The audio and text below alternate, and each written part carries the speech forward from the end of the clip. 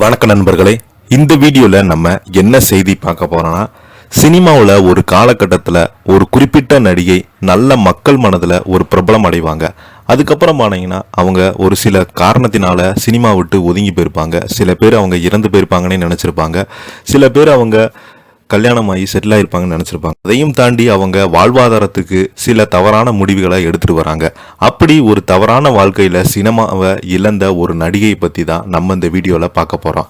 அதுக்கு முன்னாடி முதன்முறையாக நம்ம சேனலை பார்க்குறீங்கன்னா சப்ஸ்கிரைப் பண்ணாதவங்களாம் சப்ஸ்கிரைப் பண்ணிக்கோங்க. பெல் பட்டன்ஸ் மூலமிக்கி நம்ம சேனலோட நோட்டிஃபிகேஷனை எனபிள் பண்ணிக்கோங்க.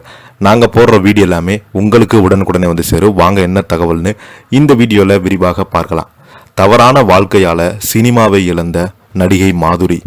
தமிழ் சினிமாவில் எவ்வளவோ நடிகைகள் வந்தாலும் ஆனால் மலையாளத்திலிருந்து வந்த நடிகைகள் தமிழ் சினிமாவில் கொடிகட்டி பறந்துருக்கிறாங்க.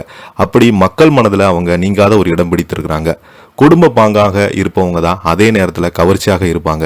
இப்படியான நடிகைகள் ஒவ்வொரு காலத்திலும் தோன்றி கொண்டே இருப்பாங்க. அந்த காலத்தில் ரஜினிகாந்த், TR ராஜகுமாரி, அதற்கு பிறகு MN ராஜம், பிற்காலத்தில் நமிதா, ஹன்சிகா, இப்படி நிறைய உதாரணங்கள் உண்டு. அந்த வரிசையில் தான் 1980களில் தமிழ் சினிமாவில் உலா வந்தவங்க தான் மாதுரி. மலையாள சினிமாவில் குழந்தை நட்சத்திரமாக நடித்து 1984 ஆண்டு வெளிவந்த பாவம் குருணன் என்ற படத்தில் கதாநாயகியாக நடித்தாங்க. இதில் கணவன் இருக்கும்போதே வீட்டு வேலைக்காரி, சிறுவனுடன் தொடர்பு வைத்துள்ள ஒரு பெண்ணாக நடிச்சிருப்பாங்க. இந்த முதல் பட கேரக்டர் அவங்களுக்கு தனி அடையாளமாகி போனது. இந்த படம் தமிழில் பாவம் கொடூரன் என்ற பெயரில் வெளியாகி இங்கு வசூலை குவித்தது. மாதுரியை தமிழுக்கு அறிமுகப்படுத்திய பாவம் குருரன் படத்தை தொடர்ந்து மலையாளத்தில் மாதுரி நடித்த சத்ரு என்ற சபதம் மற்றும் ஒருக்கல் ஓரிடத்து ஆகிய படங்கள் இதை போன்ற கேரக்டரில் நடித்தாங்க. பிரியதர்ஷன் எழுதி இயக்கிய மோகன்லால் நடித்த போயிங் படத்தில் மாதுரி கவர்ச்சியாக நடித்தாங்க. 1980களில் தமிழ் மற்றும் மலையாள ரசிகரிடம் நடிகை மாதுரி மிகுந்த புகழ் பெற்றிருந்தாங்க. ரஜினிகாந்த், விஜயகாந்த், பிரபு, சத்யராஜ், கார்த்திக், ராமராஜன், மோகன்லால், பாண்டியராஜன் போன்ற அன்றைய முன்னணி நடிகையுடன் இணைந்து நடித்தாங்க.